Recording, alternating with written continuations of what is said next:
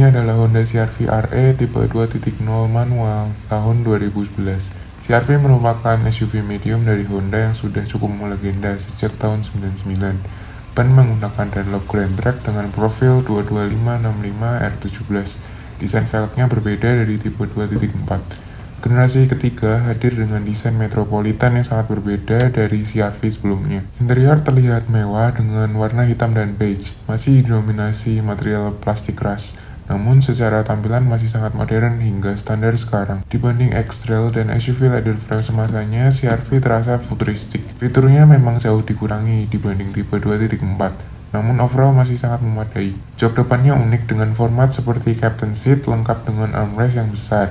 Build quality dan materialnya tidak sebaik X-Trail, namun CR-V ini terasa lebih modern secara estetika. Hingga saat ini, desainnya masih terlihat segar dan timeless. Di belakang, CR-V ini terkenal sangat luas, baik ruang kaki dan ruang kepala memadai. Joknya bisa diatur individual yang tidak ada di CR-V setelahnya. Tampilan dashboard yang enak dipandang dan layoutnya rapi. Justru di CR-V RM, dashboardnya menimbulkan kesan lebih sempit. Bentuk membulat CR-V ini masih berlanjut hingga generasi terbarunya, meninggalkan desain mengotak layaknya SUV gagah seperti generasi RD. Tuas pembuka bagasi di bawah dan kapasitas bagasinya sangat lega. Tidak ada jok baris ketiga, namun bagasinya terbagi dua tingkat, yang seharusnya ada tray bagasinya di sini. Untuk memperluas masih bisa melipat jok belakang dengan pembagian 40-20-40 yang nyaris rata lantai. CR-V ini dianggap generasi yang terbaik, apalagi jika dibanding generasi setelahnya. Tampilan luar dalam terasa sangat progresif. Di CR-V generasi keempat, build quality interiornya menurun dan desain interiornya membosankan, membuat CR-V generasi ketiga ini terasa spesial.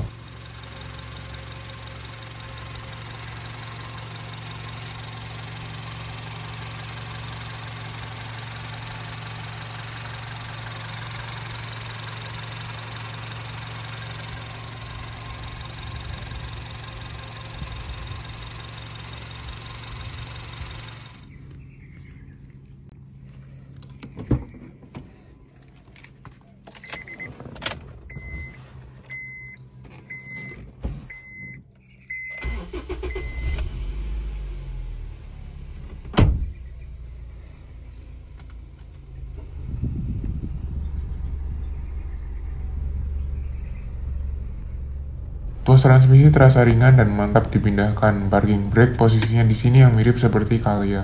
Angkat sedikit kopling dan mobil berjalan. Terasa sedikit getaran, namun mobil tetap bisa berjalan tanpa perlu menginjak gas. Cukup mudah dikendarai.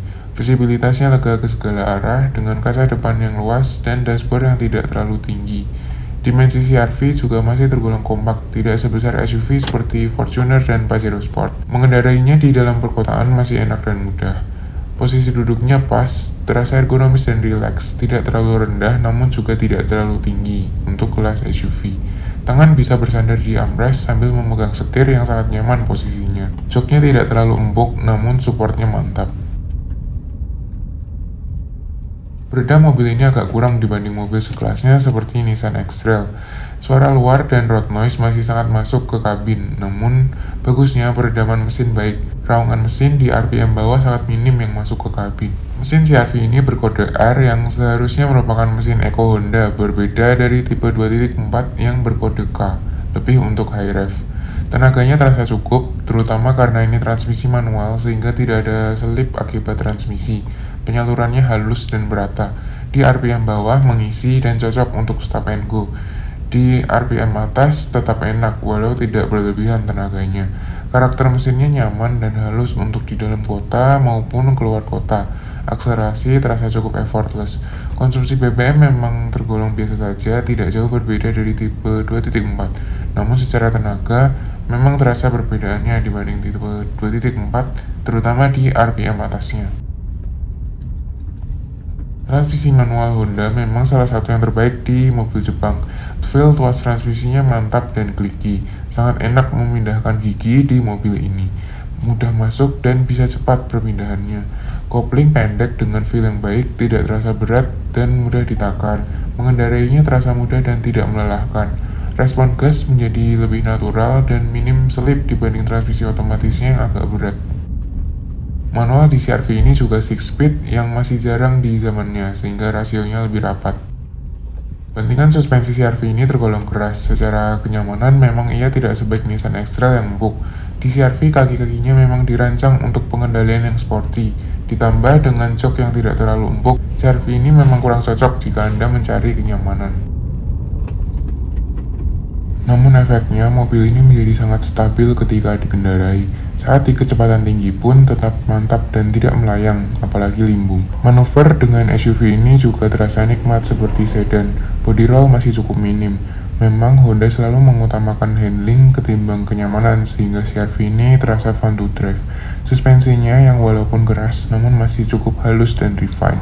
Tidak sekasar suspensi Honda yang sekelas Jazz. Redamannya tergolong baik. Masih tergolong enak untuk melewati jalanan kurang rata walaupun tidak seenak Nissan X-Trail. Jadi jika Anda menginginkan SUV yang fun to drive, CR-V lebih baik ketimbang X-Trail. Perjalanan jauh justru terasa cocok karena tidak terlalu banyak ayunan yang membuat penumpang mual. Dibanding SUV leather frame, mobil ini jauh lebih proper dan dinamis untuk dikendarai. Feel-nya lebih seperti SUV yang dikembangkan dari sedan, bukan dari pick-up. Kehalusan dan fun to drive-nya memang tidak bisa dibandingkan dengan rival leather frame-nya yang berpenggerak roda belakang. Kestabilan di jalan tol dan di jalanan rata memang jauh lebih baik. Setir CR-V ini bobotnya pas, tidak ringan dan tidak berat. Uniknya, ia terasa lebih ringan dibanding tipe 2.4 karena CR-V 2.0 ini menggunakan electric power steering, bukan hidrolis seperti di 2.4. Respon dan feedbacknya tidak seenak CR-V 2.4, namun di sini sudah cukup. Setir terasa padat dan bisa self-centering. Respon setir juga cukup gesit dan ada sedikit feedback dari setirnya. Overall, CR-V ini adalah SUV yang serba pas, performanya baik dan konsumsi BBM-nya tidaklah seboros Nissan X-Trail. Kenyamanannya mediocre namun didukung dengan kabin yang sangat lega dan kepraktisan tinggi. Desain luar dalam menarik dan masih terasa modern hingga saat ini. Bonusnya, ia tergolong fun to drive dikendarai bahkan hingga standar sekarang. Spare part juga cukup melimpah di pasaran dengan mesin dan transmisi yang tergolong bandel. Penyakit CR-V ini tidak jauh-jauh dari komponen kaki-kaki yang sudah menjadi kebiasaan Honda.